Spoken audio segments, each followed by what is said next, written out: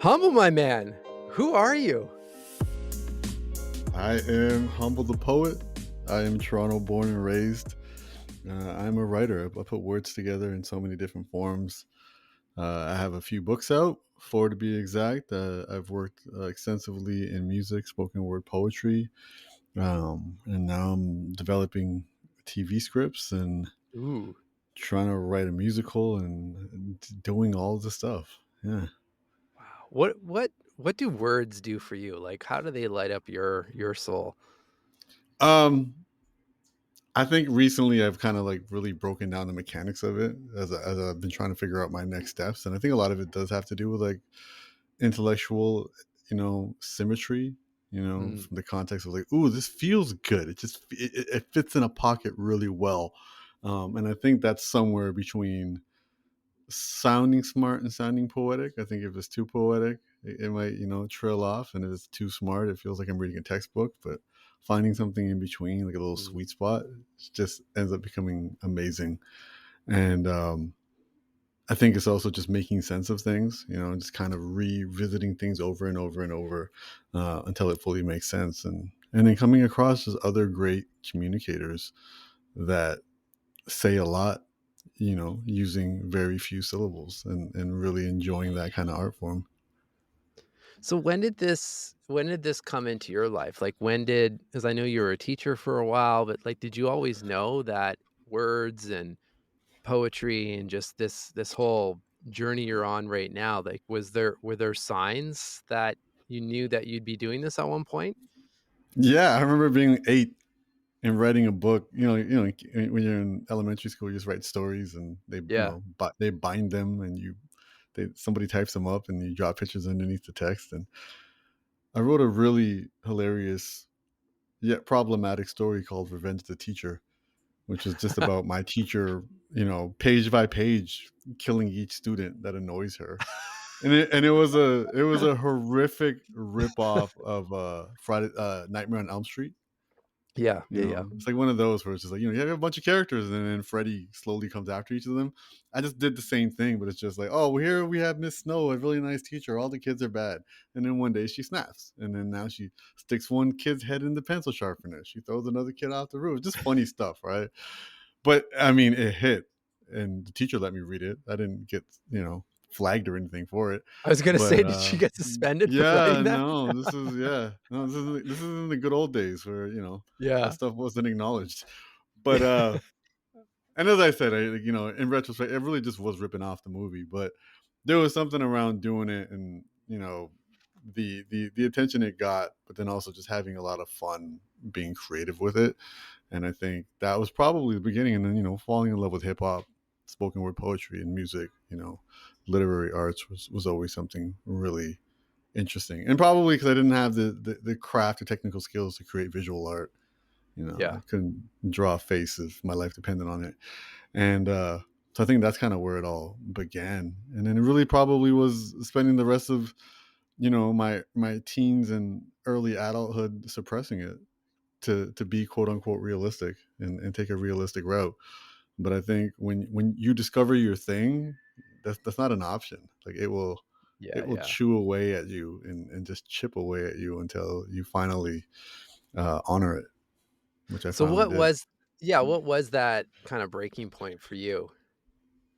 I mean, I wouldn't say it was a breaking point. I think it was more of like being in a coffee shop full of beautiful women, watching some guy perform poetry and being like, "Hey, I want some of this action," Yeah, and then yeah. doing it, like doing it off the cuff and getting a really positive reaction. Okay. And and the people I was with being like, "Whoa, like you're actually pretty good at this," and me knowing I was always going to be good at it. I just been doing it secretly for forever. And I think it was just really about slowly peeling off the layers of hesitation, insecurity, uh, uh, through exposure. And that was my exposure therapy to different forms of rejection at that point. And Yeah. then slowly, even when I started doing stuff online, the name Humble the Poet came because I was using a moniker. I didn't want people to know who I was. I was nervous. I was scared, just of judgment. And this Yeah. is before, even hate comments was a thing. So it was, It was definitely extremely gradual, a lot of baby steps, a lot of baby tiptoes, and it Yeah. slowly made its way, and until I was still working and teaching, and had a bunch of stuff up on YouTube, and the kids knew, they'd be like, "Mr. Singh swears on YouTube," and it'd be stuff like that. It was great. It was just great. It was much more organic than I thought. And I was working a lot of music at that time, and I thought an opportunity came, and I was like, "Ooh, this opportunity looks like it'll pay me more than I'll ever make as a teacher." And so, I didn't know about due diligence. I didn't know about entertainment lawyers. I just believed someone when they spoke to me. And I'm like, all right, I'm quitting my job to do this. And Yeah, yeah, spoiler yeah. alert, they were not the most honorable individual. But that got me out. That made me pull the trigger. That made me begin the journey. Then the fun began of just trying to figure out how to be Figure it both a out. creative and an entrepreneur. Yeah. That's the part I want. I mean, before I definitely want to spend a lot of time on your latest book on anxious. Is the theme of the show is very much around mental fitness, and there's so much mental Mm, fitness and perspective shifts in your latest book. But I think it is helpful because I mean, a lot of people know you, from kind of present day or even the last few years or so, but often forget about or even don't even know about those. I know there's kind of 4 years in your life where, it took a serious amount of time and effort to get to, not even positive, like, to 0 in your bank account. yeah, Like, yeah, those are the years that a lot of people don't talk about that I think really set the foundation for kind of what's to come. Like, why don't you provide a little bit of color into the early years while you were transitioning? yeah. Those are the years that when you're going through them, you're like, I really hope I can look back and speak about these years with some level of Yeah, gratitude, even though yeah. like it sucks. My Yeah, father-in-law so always says, he's like, "Those are the good years." I'm like, "Are you sure?" Are they're you not sure the about good years that? when you're going through them. They're the good Yeah, years when you make it out of them. And I think yeah, that's the whole thing. It's the tunnel, but you're only interesting once you're on the other side of the tunnel and you tell the story and you glamorize yeah, it. I won't glamorize it. sure. At the end of the day, I had a job, I had a salary, and I wanted to pursue this art, and I quit. I quit to pursue this art, thinking I had an opportunity, thinking I had an opportunity that would have paid me at least 2 years teacher salary. So I thought I was good. And while I was waiting for that deal to call to happen, I was living off of credit cards, lines of credit, debt, and everything to pay my. I owned a place back then. I pay a mortgage, Mm, do all my stuff, and it was about a year's worth of denial before I realized that this deal wasn't coming, this money wasn't coming, these characters aren't trustworthy, and I just racked up a boatload of debt. I was in debt, I think, even while I was working. I was just mm, a young guy, like with a salary, trading penny stocks, doing dumb stuff, but living at home before I had this place. So everything was manageable. And then all of a sudden, yeah, nothing was manageable. I didn't have a salary coming in every 2 weeks. And I was about $80,000 debt with zero access to income. And, wow, while I was trying to do creative work, not understanding a business model for creativity. Like it literally was be really good at something, get discovered by someone, they'll throw a bag of money on your head and you'll live happily ever after. Like, yeah, like yeah, I was thinking I was gonna go on American Idol or something. Like I didn't know what it was. And then yeah, then that's when things kind of had to like sober up, and I had to take a deep look at what I was doing and figure out like what can I do. Um and this was after months of drinking NyQuil, being in denial, being avoidant, hoping someone was just going to come save me, and then mm, nobody did. And then I had to make a significant amount of just uncomfortable decisions. I had to sell the place I lived. I was over 30. I had to move back in with my parents. I had to hear the "I told you so's." At yeah, one point I tried to go get my old job back. I had to do all this. I had to start from zero. And it really was the analogy of like if you're kicking a ball and it's getting too far away from you, you're gonna keep trying to kick it, or you're gonna stop it and just take a reset for a second and figure it out. And that's what I had to do. And the big it's not a revelation, but the financial the strategy I had was, all right, stop spending money. So get rid of all your bills. If you can't make money, at the very least stop spending. So yeah, step number one was stop spending, move home, get some sleep in a space that you feel safe in, recover mentally, which we all need. That's what the comfort zone's there for, to recharge the batteries. And then, after a little bit, I had some energy to be like, all right, let's find the money. Where's all the money? And that was everything from selling everything I own to finding grants to, at the same time making progress in the career. The career was making progress. It wasn't making enough progress to sustain a lifestyle, but it started making enough progress where I was chipping away at that $80,000 of Mm, debt. And yeah, it took 4 years to get out of the $80,000 worth of debt.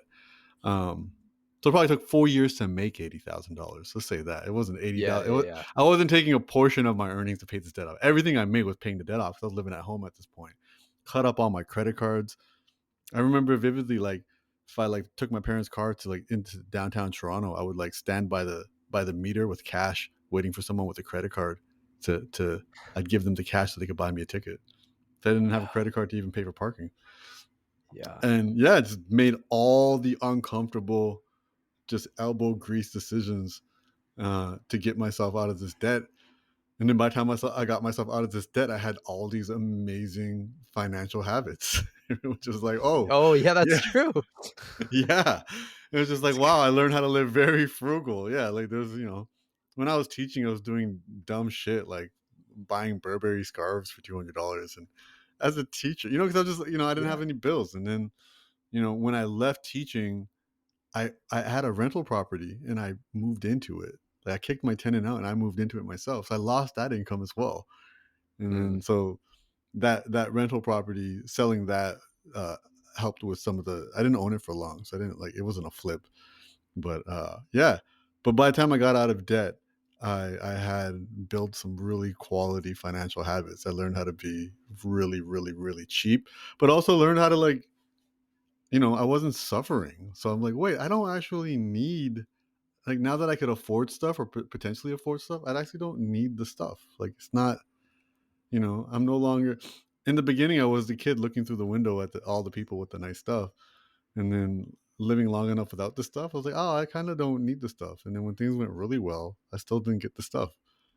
You start mm, to realize what matters to you, and it's not that we can't have nice things or have nice experiences. I think it's just more about figuring out what's important to you specifically. Like, was I someone who really cared about cashmere sweaters or nice cars or jewelry? Or maybe I just cared about travel and comfortable seats on the plane. Like it was just, I think I learned a lot of that. And yeah, as I said, paid that debt off and then kept those habits going. And then it really felt like I started accumulating money quick after I hit zero. And I think it was a combination of great financial uh, habits mixed with the momentum of my career and the opportunities that came with it. So as you were there's a couple questions that come to mind as you were sharing that, the early days. Like, one, just I'm curious, especially as a creative, usually it's hard to do our best thinking and kind of create things and ideate when you're in a state of kind of fear and stress and so forth. So I wonder, like, in those times, what mentally got you through? I think when I was still living in my own space and like the weight of the bills and everything was there nothing was going through. There was no creativity. Mm, I was being unnecessarily mean to myself. I was like, you don't deserve to be creative. You got to figure out all of this. Um, yeah, and then I think when I made some of those, like when I sold the place and I moved back in with my parents, then definitely my body felt safer. There was a lot more safety. Um, a lot more energy because I was able to actually get some sleep. And I wasn't dependent on outside sources or as many outside sources to soothe and yeah, cope. And then it became a little bit more space. It was almost like, oh, you're safe. You can do these things. And then, the mindset still was, where is the money? And it really felt like I became oriented towards the money. And in the beginning, when I was this idealistic artist, I was like, oh, it's not about the money, it's all about the creativity. You very quickly realize when it is about the money that it's not that you're betraying the creativity, you're really just romanticizing it being about your ego. Like, I yeah, literally, I had to, reconcile this recently with my creativity that, hey, I was doing this to impress more than I was doing this to express. Like that Mm, day in the coffee shop with the cute women, like that was me doing this for the gram before the gram. I was doing this to impress people. I was doing this to be seen, not to be understood. And yeah. all of a sudden I was in this situation where it's like, okay, well, yeah, you got these pieces of work, but like you have no idea where the money's going to come from. And then I think I oriented myself. It's kind of like, you're in the market for a car. You notice every car on the street. You notice every Yeah. car ad. You notice everything. I was oriented like, where's the money at? Where's the money at? And then I began having these experiences with creatives and just asking them, like, just bluntly, like, where are you making money? Where's this coming from? And then I started learning about merchandising. I started learning about, using your art as cultural cachet to create other opportunities for branding concepts and all of this type of stuff. And it felt like those were there the whole time. Like all the breadcrumbs were there, but I wasn't paying attention to it Mm, until my mantra really became feed my wallet, not my ego. Because you would still meet some very like you meet a lot of folks in the industry with like very predatory, you know, intentions, and they'd be like, oh, we can give you exposure. This is a great opportunity for you. They're just pimping you for free work. So I just yeah. be like, hey, feed my wallet, not my ego. Like, I Yeah. don't care if people know I did the work, but give me the money. And I think Yeah. once that happened, it put, money started to be generated. And at the same time, I was also able to recognize, yeah, sometimes you are, you're a cook to order creative, and you're using your craft, your abilities to make something that these folks want. And then sometimes you are, you're a creative feeding your soul. Like sometimes you're feeding your soul, sometimes you're feeding your wallet, sometimes you're feeding your ego. Sometimes you can do all three. And I had those Mhm. opportunities where I got to do all three in one project. And that was really a shifting mindset where I started to realize that. So yeah, there were times where I told myself, you don't get to be creative, without recognizing that no, that would have been the therapy. That would have made things lighter. That would have allowed you more energy. Because burnout isn't doing too much of the wrong stuff. Burnout's not doing enough of the right stuff. And I was gonna Oh, burn well out said. otherwise. Yeah. And this is what I realized. So it's like, the compassion that we need to have with ourselves is like, yeah, don't tell yourself you don't deserve this. And I remember this later on when I met somebody who was struggling with bulimia. And I was trying to understand like how like I was being very candid. Like, how do you like not want food? Like you don't want this French fry? And she was like, no, I tell myself I don't deserve it. And I could connect with that. Yeah, I was like, yeah. the things I told myself I didn't deserve, things I enjoyed. And that happened for a while. And I mean, I'm sometimes still in that, sometimes I'm Mhm. still in that, probably now I'd be like, oh, this is more of a pragmatic project versus this one is this. But um that's How do you definitely what balance it that? was. Because I feel There's I mean, there's you're none. There's no balance. okay. There's none. No, I because don't wanna pretend. but I feel like you're bringing up a good point that a lot of people just don't talk about, especially in or they don't realize, or there's like this kind of like Hollywood version of like that's the life of an artist or a creative, that you do these projects, they feed the wallet, they're feeding the soul, and they're all like that. And I mean, I guess in a way, like we're probably all trying to have as much as that as possible. But to your point, I think in reality, it's a mix, right? Like, but Yeah.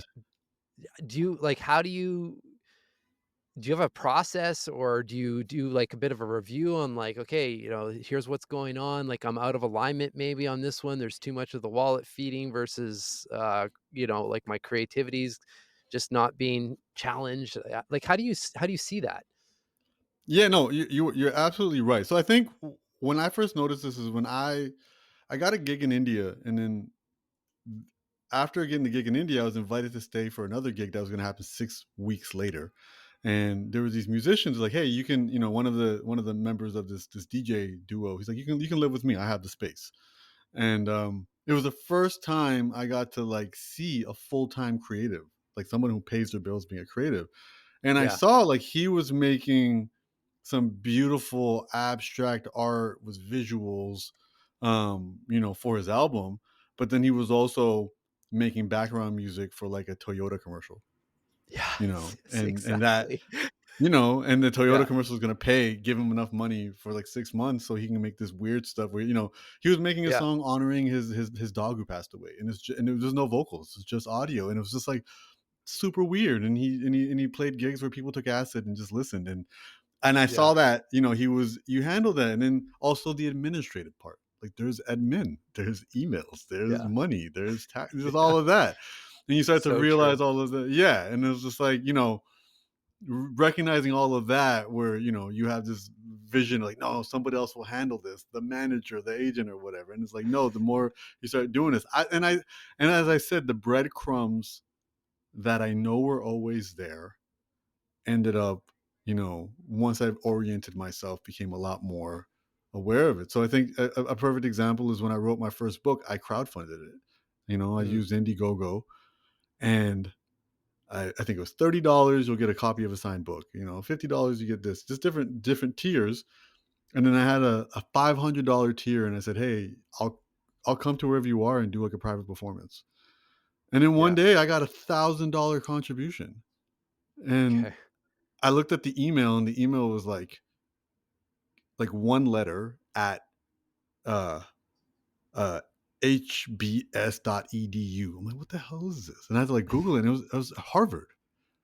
And it was a professor from Harvard. And I was like, did you add another zero by mistake? Did you mean to give me $100? And he's like, no. He goes, I've been following your journey, and I love that you're taking the business side of this seriously and into consideration, and I want to support it. And then I ended up going to Cambridge to see him, and he was the crowdsourcing guy at Harvard. Like he Oh, was the no way. guy, and yeah, like he was the guy that when NASA had a problem, they went to him, and then they gave him a budget, and then he would like tap into his network of nerds and be like, "I got Yeah. 50 grand for whoever can solve this equation for NASA." Like he was the guy, and he was like, and Wow. this is 2013, 2014, and yeah, and it was just great, and it's just like just having access to him and walking to Mhm. Harvard campuses all of a sudden, and just realizing that, oh wow, and he had uh, a poster in his office of Andy Warhol that said business is the most interesting type of art. And I think Oh, that really man. stuck, where I was like, all right, I'm not avoiding the money anymore. I'm not too cool and too pretentious for Yeah, the yeah. finances. I am a creative. Why can I not be creative with the business? Why can I be just as creative? Yeah. And as I said, like a lot of these really shifted my perspective with a lot of this, which is like this all plays this part. And now, like 2025. So this is we're talking all of this happening in like 2010 to 2014. And now in 2025, like, there's endless tabs open, endless projects open. And I think I just have a really so far successful system of procrastinating on one thing with another thing, and And then they're it yeah, both yeah, then planting it balances seeds. out. Yeah. Yeah, so it was like if I'm writing the book, and I want to procrastinate, I'll start working on the script, and if I'm working on the script, I want to procrastinate, I'll start working on this little spoken word piece that I might do at the Bowery Poetry Club or something like that, just to scratch an itch of attention. It's just, Mhm. and I think there's a lot of it happening there. But I mean, as I said, I've gotten to a place where I can afford to do that for now.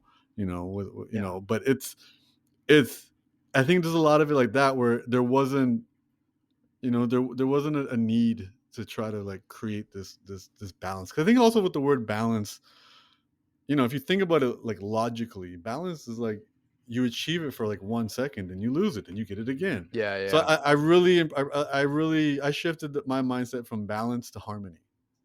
How do you find a Okay. harmony with all this stuff? How can all of this stuff play together and just make a beautiful sound? How do the highs and lows go together to make something beautiful?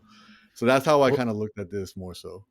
well, then you don't what naturally happens with that approach or that kinda reframe in the relationship is you're not labeling one as good or one as bad kinda thing, right? Like, it's just to your Yeah. point, it's all in the harmony, and sure, there might be some of it that I no, I won't even use those words, like, I think they all serve a purpose in some capacity, so if you can, like, shift the relationship and just be open to all of it, then you never know, like, Yeah. that's right? Like, how many times do we look back at, the year or a couple years, and you're, like, looking at some of your biggest opportunities, like, "Yeah, I didn't plan for that. That wasn't in the, like, the roadmap. It just kind of Yeah. arrived in this weird seed, field of seeds that were planted maybe 4 years ago," and you're like, that was the biggest thing of the year." Yeah. Right? But you have Yeah. to be open to Yeah. that. And I think that openness, I think what's important, to remember is judgment is a language of fear. Mm, So when we assess any of this, when we're like, this is good news, this is bad news, this is worth it, this is not worth it, we're judging something. And that is yeah, 100% the language of fear. And, curiosity is the opposite of that. And curiosity is the language of courage. So to yeah, have courage is to be open, is to be curious about this. And again, going back to the breadcrumbs, I'm reading The 50th Law by Robert Greene and 50 Cent. It was this whole idea that 50 Cent had this concept of opportunism. The question was, where is the opportunity in this? No matter what happened to him, including getting shot, where is the yeah, opportunity in this? He never yeah, judged anything. He remained curious. And that's the fearlessness that we have to pursue things with. So I think what I've realized with a lot of this too is that, again, even when you want to have self compassion, it's just catching yourself when you're judging, mhm, and it's just it's fear, and always yeah, in saying I don't want to be speaking these languages of fear, whether I'm judging the weather outside, whether I'm judging my circumstances. I mean, like, there's going to be an opportunity in this. I may not see it. One of the promises is that everything will play out. I'm not going to say everything will work out, but everything will play out, play and we'll out, find out how it yeah, play out. Yeah, it's going to play out. that's solid, I like that. Can you hear It New York being New York in the Yeah, back? it's Okay. perfect, I mean, Yeah. you would never wanna silence that. Um, this is probably actually a really good kind of segue into the latest book on anxious, because I feel like anxiety and worry and, like, looping thoughts and all of that kind of going on in a lot of our heads, and like I said, I work with a lot of teams in mental fitness, like, you know the data, I mean, most of the population is not doing super well in their minds, and I think, it's my opinion, I think it's probably the greatest blocker to everything we've been talking about up until this point, because it's really hard to see those opportunities or plant those seeds when the mind is just like a pressure cooker of stress, Yeah. Yeah. right? And if we can Yeah. release that and adjust our language and so forth, I mean, a whole other world of opportunity opens up. And just even saying that, you can see my body language. It's like you take a breath of fresh air, right? Yeah, So, yeah, so how did the and I book come think up? you're right. The book came up because I was feeling so much anxiety around promoting the book before it. Before I had a book about Mm, love, and I was living in LA at that point, and I was struggling to reach out to my friends who had podcasts, who had made it clear that, listen, like, our biggest challenge is logistics. It's not, you can come on the show, like, we just got to find a date. And there was so yeah. much hesitance just reaching out, like, just so much, oh, I don't want to bother this person. Oh, I don't want to do this and all that. And I'm just like, why am I feeling all of this? And a lot of it had to do, I think, with what I was doing to myself to write the book, and just how much exhaustion there was around writing the book, how much Yeah. vulnerability. I think to write a book about love, it was like peeling off your skin and rolling in salt. It felt in many Yeah, ways. of And then course. you just finished it, and then you finish the book, and then the publisher's like, all right, here's the printing schedule, and it's like this 4 month schedule to get it all done. He's like, time to reach out to the peoples and make sure the world knows the book exists, because otherwise people can't read a book they Yeah, don't know exists. So now you're reaching out to people, you're trying to get on the podcast, you're trying to play the game, get on whatever you can. And a lot of that, I had spent a year and a half, like, pretty much living in a cave writing, and now I had to go, quote unquote schmooze, and it felt yeah, gross. And I I knew there was a lot of anxiety around it, especially with, like, the easy asks. I was struggling with the easy asks, not the hard ones, not the mm, big ones, just the easy ones. And I was trying to figure out what that was, and that kind of took me down this journey of figuring out what actually anxiety is, and quickly realizing how far the pendulum has swung in the opposite direction in terms of addressing mental health conversations. But maybe it swung a little too far, and yeah, I now agree. people are making these types of diagnoses as their personalities, and using words like I'm Yeah, anxious, and it's yeah, like anxiety, it's a signal, it's a feeling, it's something that we feel, like hunger. It serves a purpose. It's not a yeah, punishment, and it's not a disease. And I think for me, realize a lot of that was for me, and and I'm fortunate to be in a position now where I selfishly take subjects I need to learn about, and then write about them, and share them with folks who hopefully want to learn about them too. But that's what really got me onto the journey to really figure it out. And I think, just even going back to the story that I shared of, that branded what I had to go through to make myself interesting. But it's like, just even the definition of being interesting is just going through some really tough times and making it out the other end. That's what makes us interesting, and Mhm. that that is kind of like that involuntary mental fitness. It's like, someone life pushed me down the bottom of the hill and I had to climb back up. And I think the issue now is we've commodified so many conveniences and ease of life is that we're not climbing up these hills or we're not lifting these heavy weights unless we're required to, like unless shit hits the fan, unless Yeah. we go through a global pandemic. Like we don't do it otherwise. And what we really have to do is voluntarily do the stuff when things are good, voluntarily take ourselves to the gym of mental health to get that mental fitness. And I think that's where we're struggling right now. So we wait until it finds us. And by the time it finds us, we may or may not be up for the task. Yeah. Well, we wait until we become basically a statistic when it doesn't, Yeah. you know, doesn't have to be like that. And I often make the joke like on stages, I'm like, I'm not that there's anything wrong with this, but I'm not sitting here in a robe. We're not going to go on a 7-day silent retreat. Like all this stuff is fantastic, but there's a ton of things we can literally do right now, just in the seconds of the day that can help reset the mind and, clear out some of that mental clutter and kind of get back into a place of feeling good more days than not, which I just think Yeah. we deserve as humans first and foremost, right? So Yeah. It's what like worked for the you way, then? oh man.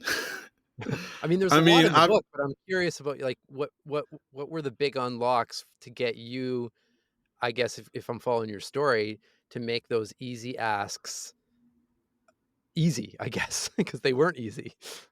well, I'll be honest. I've actually done significantly more work since writing the book. Um, Okay.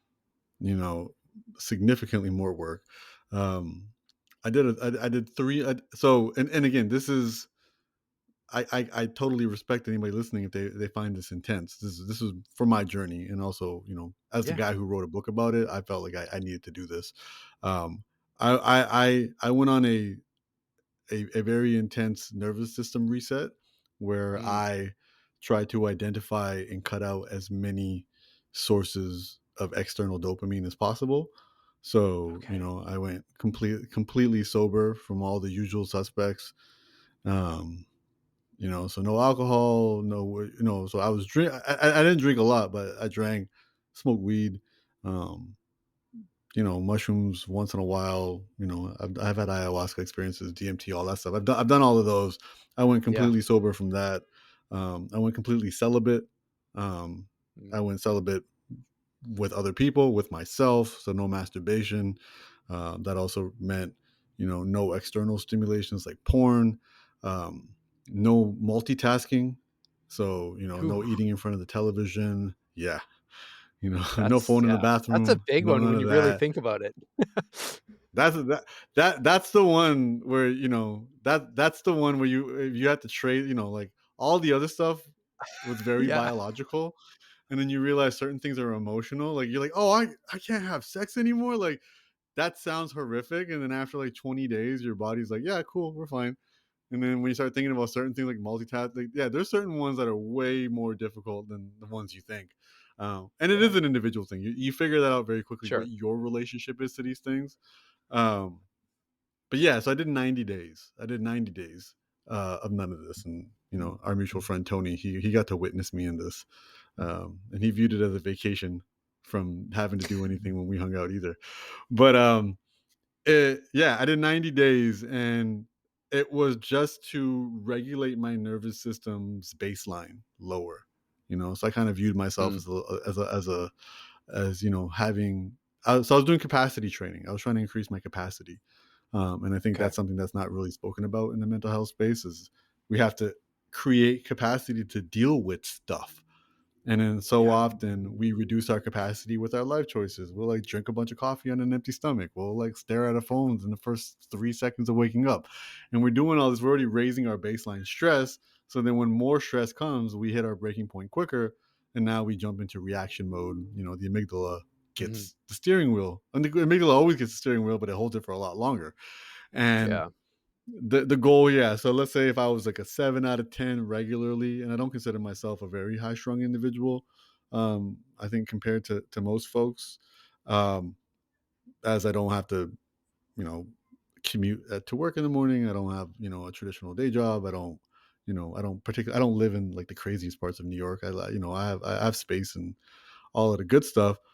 Um, but I still feel stressed and I still have anxious feelings. But I realized that, yeah, the moment you pass a certain threshold, you're not owning your decisions. You just, you pick up your phone without even looking, and all these, Yeah. we're soothing, we're outsourcing our safety. Mhm. And so this was me voluntarily doing all this stuff and going through the withdrawals and all of that, um, to see what would happen and to see what it revealed. And it wasn't a, I don't want to call it a sobriety journey. I want to call it a diagnostic. So I guess, when we're kids, if you got like a hole in your bicycle tire, you would like fill it up and then put it underwater to see what the bubbles are, and then Yeah. patch it up. And then, so Yeah. I think what I was doing was patching up the bubbles and then discovering smaller bubbles. So it's like, Mm. yeah, okay, cool. I'm not at all these immediate, obvious ways that we address uh, stress. I'm not doing them anymore. So now what is my body turning to? Oh, my body's turning to talking. So then I realized, okay, no more political debates, no more fantasizing, no more pre-rehearsing your podcast interviews. I was also promoting the book at this time, and I was going on Okay. big shows. So it's like, oh, Yeah. you rehearsed. No more revisiting past conversations. Oh, if I had an interaction with somebody, replaying that. All of these you start to recognize are ways of soothing. Like overthinking is a way to soothe anxious Mm. feelings. Were you And like so it's just about, journaling while you were doing this? I was, I was. Um, I created like a little hybrid program journal through like an LLM, so Okay. it could keep track of what I was doing. Um, I was, and Okay. it's just me complaining the whole. I was having what people call breakdowns endlessly. Like, there was just endless Inter breakdowns. like Yeah, but yeah. there wasn't. I wasn't I wasn't like making videos being like, "Hey, today's day 3." I'm not. I wasn't doing any of that. I didn't announce it. I was just Yeah, living yeah, it. yeah. I just Yeah. mean, like, kind of just even what you're sharing, like, you're like, some sort of tool to process just kind of what you're going through to help because it seemed like you know what it reminds me of as you're describing this? It kind of I just came off a 5-day fasting mimicking diet. It Mm. reminds me of like a nutritional fast, but this is a mental fast in a way, and you, Yeah, like, I would say completely this. reset. Yeah. Well, you definitely don't completely reset, which sucked, right? So it was one of those things where I realized. So I thought the biological stuff would be the hard stuff. Like I thought, Yeah.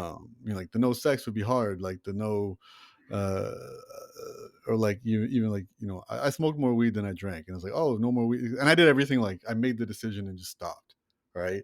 Okay. And then I think 2 days into it, my parents came to visit me for the first time. So that gave me a week where it's like I wouldn't have done anything around them anyways. So like, so then probably by day 10, 11 is when I had to actually face this stuff. And then that's when the Mm. withdrawals were kicking in, and just like life sucked. And I'd be walking my puppy, she'd be walking slow, and I would just be wanting to lose my mind. And then that's when I would just start, yeah, journaling this stuff. But I think what you also realize, because the journaling is still also, the expression is soothing. It's still chasing a level of soothing, right? Yeah, yeah, that's Um, true. and what I realized with a lot of this was it allowed me to really see how simple but not easy all of this is. And so biologically, definitely your body can get used to giving up certain things. The emotional work, like when the layer of all that stuff went away, so Mhm. I'll give you an example. It's like, I wasn't having sex, I wasn't masturbating, I wasn't doing any of this stuff. um I could still have, you know a lady friend over, and nothing would happen. And then it made me question, why isn't this hard? And then you start to realize, oh, it's because your addiction wasn't to sex, it was to the validation that came Yeah, of via course, sex. yeah. And this is someone you've already been with. Yeah. So, if this was a new girl, if this was something new, then you start to realize, oh, what my real addictions are, and I remember taking my parents to a Broadway show and just continually trying to get reassurance that they enjoyed it. And it was like my Mm. addictions are to like being chosen, to getting reassured, to feeling like I have value. And everything else just connects to that. And then you're like, Yeah. oh, these not spending 90 days first the amount of work required for that, like I had to wear a rubber band on my wrist and pinch myself every time I caught myself in that loop. You're like, oh, that programming does not reset in 30 days, 60 days, 90 days. Like, when you've been on this Mhm. earth for a couple of decades, you're gonna Yeah, have to yeah, put in yeah. some real work for that. So that's when, I originally was supposed to do all this for 30. I ended up going for 90. And then at 90, I was like, okay, the monk mode isn't necessary because my relationship with most of the things that I'm abstaining from weren't the issue, you know? Mm. Um, you know, and it's like, oh yeah, I'm not watching porn anymore, which I'm still not, but I watch the news, and that in itself is a form of porn. Yeah. It because we're not, all news now is not information, it's affirmation. So you seek some form of affirmation. Like, you start to realize your body will trick you through. I started using the bathroom a lot more. The relief of like urinating became an addiction. Your body Mhm. is going to chase safety in any way it can. And so the gift of all of this really was the awareness. And Okay. I tell my friends as they ask me now like how it's going. I'm just like, man, life was in 480p and now it's in like 8K. And I'm like, Yeah. everyone's ugly and everything's ugly, and I miss the fuzziness. But you can't unring the bell. Like I can't. I am aware of why. That's what I really gained from the experience was the awareness. And the awareness is, yeah, either you're outsourcing the safety or you're seeking it within.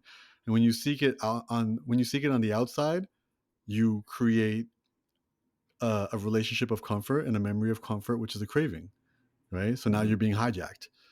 Yeah. And when you do it on the inside, which is often just, oh, I feel my cortisol and adrenaline rising, instead of grabbing my phone or masturbating or calling a friend or even journaling, let me just sit. Let me just sit and let Yeah. let it happen, right?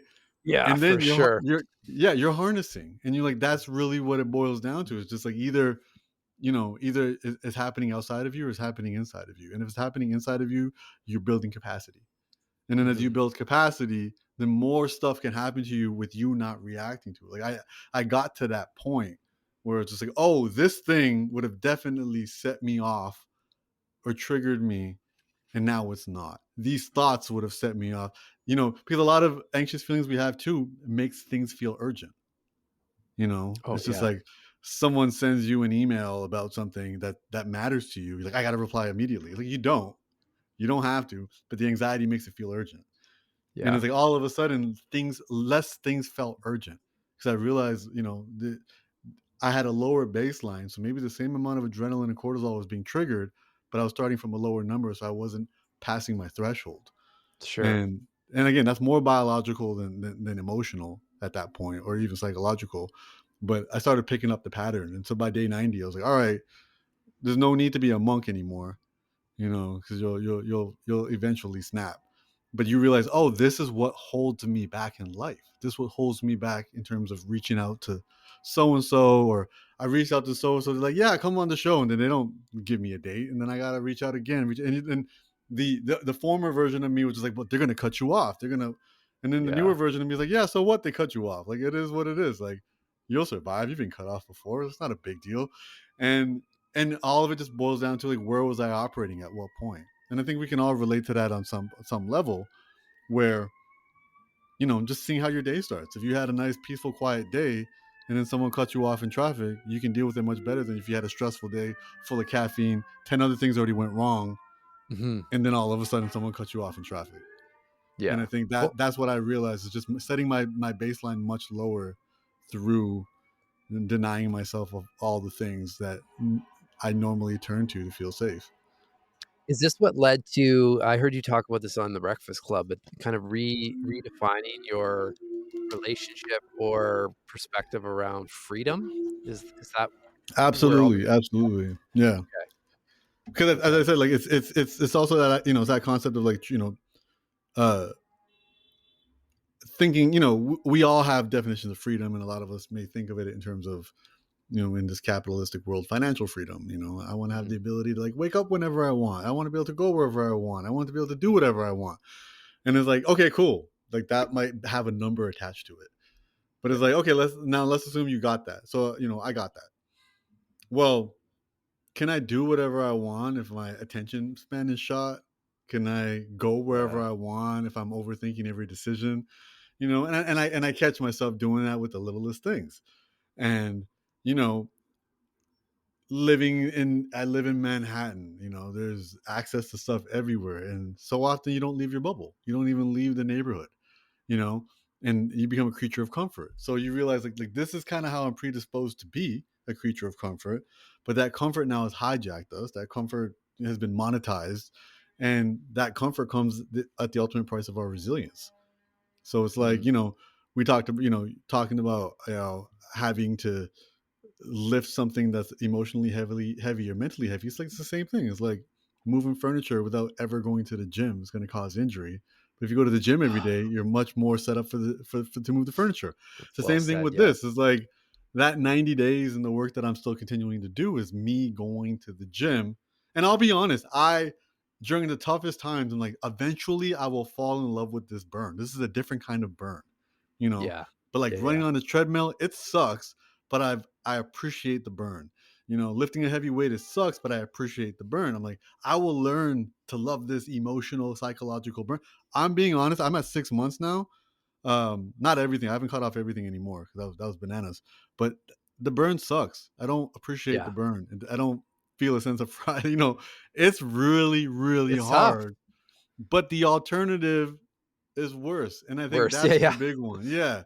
I'm not the guy, I haven't, there's certain, I've gone back to having sex, but I haven't, I'm not drinking, I'm not consuming anything, um, no porn. The multitasking has snuck back in. That was the hard one. That snuck back in. If I'm watching my favorite TV show, I'm eating, and I gotta address that. But what I realized with this is from a concept of training and being able to handle it. I'm not bragging about the benefits of it. It's almost being like, crap, I'm doing this, and if I stop doing it, things will be worse. It's like, when you work out, it's like the pain of the workout or the pain of not working out. Yeah, And yeah. I do jujitsu as well, which comes with its own sets of pain. Like I'm Sure. currently nursing a bunch of bruises on my whole left side.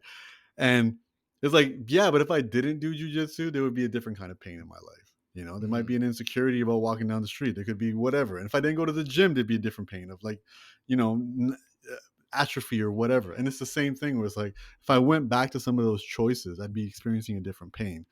And as I said, I'm not going to come on here and be like, oh, life is so much better. I wake up refreshed. I still wake up with headaches. I don't know from what. And again, Mm. I am still heavily a caffeine junkie. I don't even drink. I drink one coffee a day, but my body punishes me for trying to avoid coffee. So Mm. in no Oh, way, shape, yeah. or form have I achieved some level of higher mightiness with all this sobriety. I think my body's gotten so used to it, where it's just like, hey, you can go back if you want, but it's just gonna suck. Yeah, yeah, yeah. And so now I've committed myself to a journey of like, well, how much fun can I have like this? Like I want to my goal is to become more social, more silly, more dumb sober than I ever was when I was drinking. I'm still going out and being social. I'm flirting with people. I'm talking to strangers. I'm trying to do all of that sober. And it's so hard. It's so Yeah. hard. But I realize the progress that I'm making with that will last because I'm not outsourcing For it. sure. I'm harnessing it, and it's slow. It's baby tiptoes. It's baby tiptoes. I thought Well, after that yeah. 90 days that'd be great for the summer, and I'm nowhere there. But it's progress. Progress adds up. Well, this is where I feel I've noticed you and I use similar language around mental fitness, right? Like it's the progress in the gym for the mind, and you're experimenting with essentially different workouts for the mind, and that's what I loved about the book as well. There's, you could take it slow, you can go through the whole thing, but I kind of like going somewhat slow around like every day or every few days. All right, I'm gonna work on the sabotage area, or readjust like kind of control and just gives you it's like it gives you some workout routines to think about, right? And like you Mhm. said, boost that self-awareness, and if you keep putting in the work, you're gonna see the results. So, yeah, it's Yeah, and I beautiful. and I encourage all the listeners, like, just sit quietly for 10 minutes and you'll see what the work is.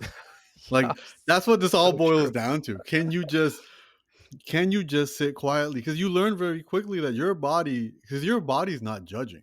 Your body is just saying familiar or unfamiliar. And if it's Yeah, familiar, it's safe. Okay. yeah, Which isn't accurate. And if it's yeah. unfamiliar, it's dangerous, which also isn't very accurate. But I just got promoted to blue belt in jujitsu. That the sense of pride, the sense of it, that filled my body up with adrenaline and cortisol, and I had to sit Mhm. quietly for 10 minutes to process it. I Yeah. did. I was a live guest on Jay Shetty's podcast tour and spoke in front of 3,000 people. I had to sit in the dressing room after for 30 minutes in silence to like get everything to come down, where every urge in my body was like, check your stories, check this, check that, Yeah, not yeah. realizing I wasn't looking for validation. I was trying to soothe that anxiety because, again, as a human being, none of us should be stared at by Mm. 3,000 people and be the center of it. That is not Yeah, yeah, natural. These aren't natural occurrences. And then you realize like your body doesn't look at this as good and bad. And yeah. so you're going to have these experiences all the time. And your ability to sit quietly and let them exist, like actually feel the feelings, that's the work. And Yeah. right now, as I said on the Breakfast Club, like you'll notice it just sitting on the toilet without your phone if you use that.